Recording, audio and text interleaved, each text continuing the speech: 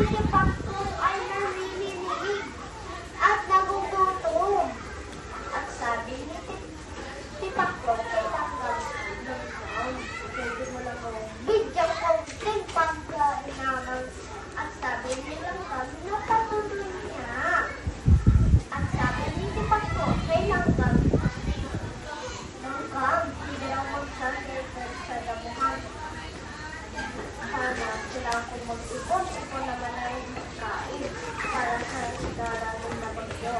At sabi nila,